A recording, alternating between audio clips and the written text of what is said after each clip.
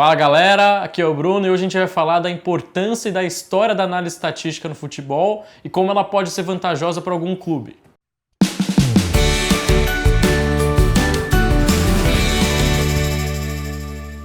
Semanas atrás a gente lançou um vídeo falando sobre a importância da estatística, da matemática, da geometria para os pênaltis no futebol e hoje a gente vai ampliar essa discussão, falando um pouco mais do geral, do que já foi feito e do que ainda pode ser feito no futebol. Como é que começou essa análise estatística no futebol?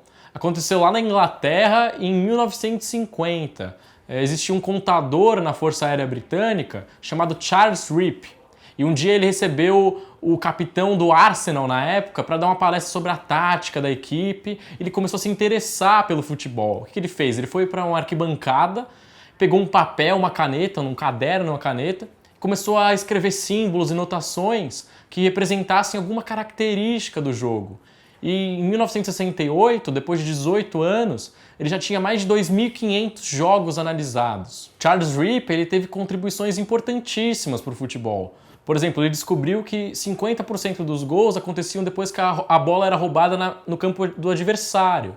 E ele prestou consultoria para clubes até a sua morte em 2002. Então são quase 50 anos, mais de 50 anos nessa área do futebol, nessa área de análise de desempenho. Só que outro dos seus achados foi também que ele descobriu que 80% dos gols saíam de uma sequência menor de 3 passes. Não é que isso estava incorreto, mas ele não tinha olhado que essa sequência menor de passes, menor de 3 passes, acontecia com muito mais frequência do que uma sequência longa de passes. E aqui então talvez tenha acontecido uma má interpretação desses dados, dessas análises. Isso também é comum até hoje. A gente sai dessa análise de papel e caneta e entra para um mundo mais tecnológico, né? Hoje a gente tem internet, tem a criação de um monte de software que já faz essa análise estatística, de desempenho, de performance de jogadores e de equipes. E tem um caso mais concreto, né, que deu certo, não foi no futebol, foi no beisebol. Não sei se todo mundo já assistiu aquele filme com Brad Pitt, o Moneyball, o homem que mudou o jogo. Ele é uma adaptação de um livro do Michael Lewis que conta a história verdadeira de um time de beisebol na Liga Americana que chegou a ganhar 20 vezes seguidas com a menor folha salarial da época. O que eles fizeram de diferente? Eles contrataram um economista, né, que começou a utilizar software e estatística para identificar jogadores subvalorizados no mercado. Então eles contratavam aqueles jogadores que tinham problema com álcool ou jogadores que estavam acima do peso, que eram um pouco diferenciados e que não estavam sendo valorizados pelas outras equipes. E com isso eles montaram uma equipe que acabaram ganhando muitos jogos e acabou ganhando todo esse reconhecimento que virou até um filme. E aí a gente fica se perguntando, será que isso é possível no futebol? Aconteceu um Moneyball? É possível acontecer um Moneyball no futebol? O beisebol e o futebol eles têm as suas semelhanças, mas eles têm também suas diferenças.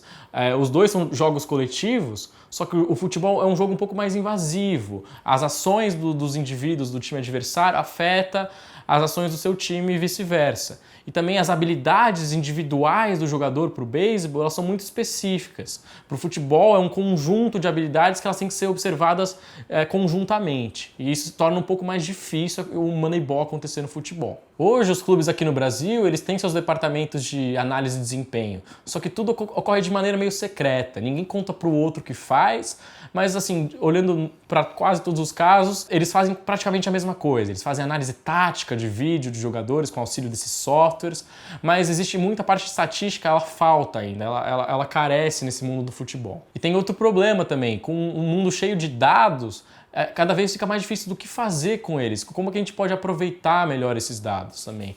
Os dados principais hoje no futebol, que a gente chama de dados posicionais. O que são esses dados posicionais?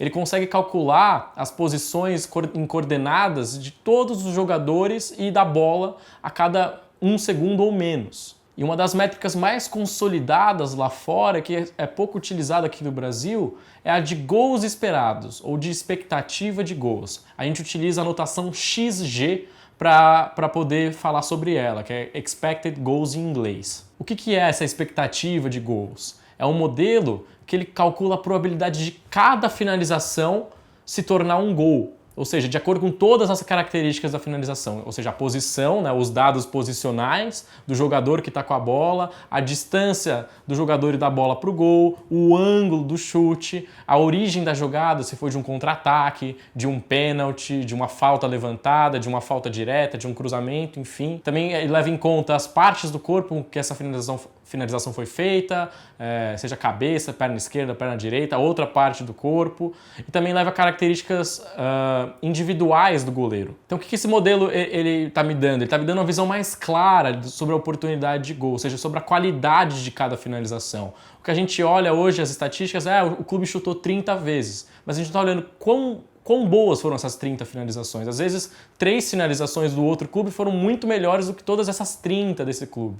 Então esse modelo ele consegue me dizer quão boas são essas finalizações, a qualidade delas. Esse modelo ainda pode ser utilizado bastante aqui no Brasil, ele também pode ser utilizado também para entender um pouco melhor a história da partida. Não só isso, ele pode ser utilizado para prever resultados de próximos jogos. E agora vamos olhar um pouco para o futuro, até para o futuro baseado também lá na Europa, nos Estados Unidos, onde tudo isso é muito mais desenvolvido. Eu trouxe um modelo aqui de 2018 do Daniel Link, é um modelo que também utiliza dados posicionais, ele chama perigo de gol. Esse modelo, ele consegue calcular o perigo de gol de cada ataque, de cada segundo, de cada jogada de uma equipe quando está no campo do adversário. E esse modelo, ele depende de 4 componentes. O primeiro é a zona, e vai aparecer uma imagem na tela que mostra que quanto mais centralizado e quanto mais próximo ao gol o jogador que estiver com a bola ele estiver localizado, mais perigoso será aquele lance. O segundo indicador é um indicador de controle de bola, é que ele vai de 0 até 1. Então quando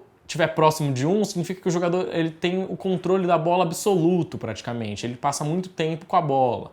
E quando estiver mais próximo de 0, ele teve um contato rápido, de acordo com a dinâmica da bola. Terceiro componente ou indicador é o indicador de pressão. E aí vai aparecer outra imagem na tela que vai depender também da distância do jogador que estiver com a bola dos jogadores adversários mais próximos. Então, um jogador adversário ele vai exercer pressão do jogador que estiver com a bola de acordo com 4 zonas diferentes. Então, tem uma zona de alta pressão, que é quando é um raio praticamente de 1 metro, tem a zona posterior, que está atrás do jogador, a zona lateral e a zona frontal. E também vai depender da distância e do ângulo do jogador ao gol. E o último indicador ele é uma combinação de 2 indicadores, na verdade, é o que a gente chama de densidade nesse modelo.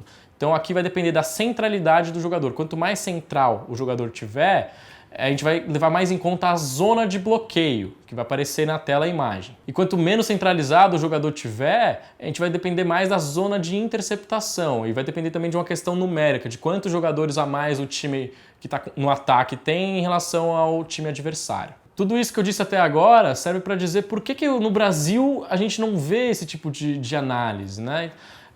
Os clubes, primeiramente, eles não têm essa vontade em investir em pesquisa, em investir em inovação. E tem um outro fato também de que a análise de desempenho hoje aqui no Brasil ela é voltada mais para análise tática, que já tem esse auxílio dos softwares. E a maioria dos profissionais são formados, tem uma formação diferente de estatística, matemática. Eles acabam não utilizando muito esses dados. Os dados estão disponíveis para eles, mas o que eles podem fazer com isso? O que está sendo feito? Bom, você acha que o seu clube deveria utilizar mais estatística nos seus departamentos de análise, dentro do clube no geral? Se sim, deixa um comentário, se não também deixa um comentário aí. E não se esquece de se inscrever no canal do Porquê, curtir o vídeo, ativar o sino, fazer a mesma coisa para o canal lá do D360 e seguir as redes sociais deles, né? Instagram, Facebook, Twitter, tudo que tiver disponível aí. Valeu, abraço, até a próxima.